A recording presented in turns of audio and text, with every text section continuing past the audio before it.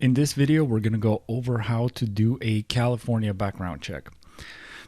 So to get started, come down to californiapublicrecords.org. I'll drop a link in the description also. You can just click on that. The front page here gives you a pretty extensive list of all the public databases available.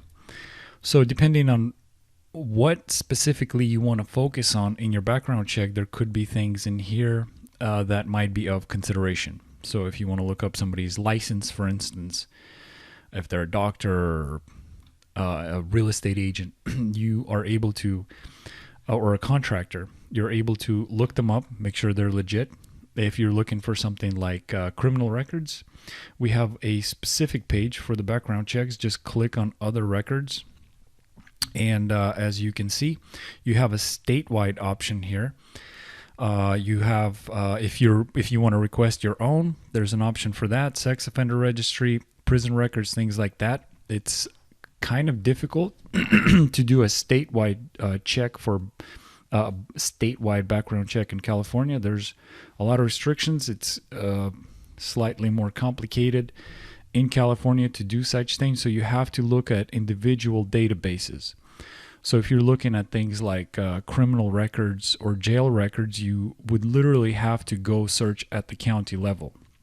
So as an example here, we have the most populous counties here with an option for you to search civil records, criminal records, jail information, real estate records, things like that. And this is all done using court records and sheriff's departments, things like that. You have other options depending on what the background check is for.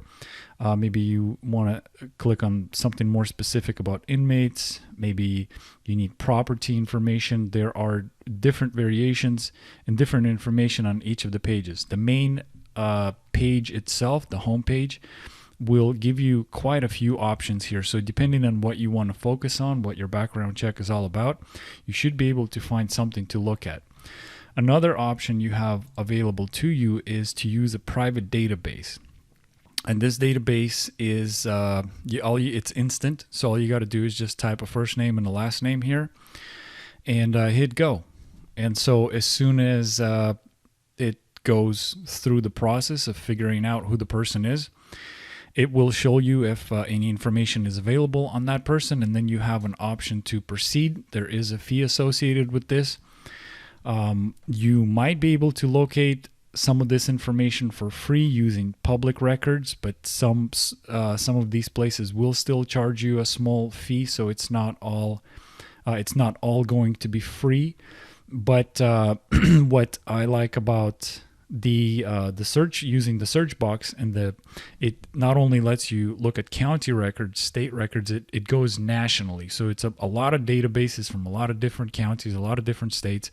So if a person, say, lived in Washington and they moved to California, if you're just looking at the California databases, you're going to miss something. So it gives you an opportunity to kind of get that big picture view. Plus there's a lot of private databases in there, like cell phone information, previous addresses, things like that. So it's pretty helpful to actually use both. The local resources are obviously always going to be more up to date and more accurate, but I like to use both of them together. So come down to californiapublicrecords.org. There is the front page will give you a lot of different resources to look at. If you want the specific one for California background checks, click on the background checks. Maybe you want to look at more into criminal records, court records. We have options for that here. So I'm going to go ahead and drop a link in the description. Come on down, and thanks for listening.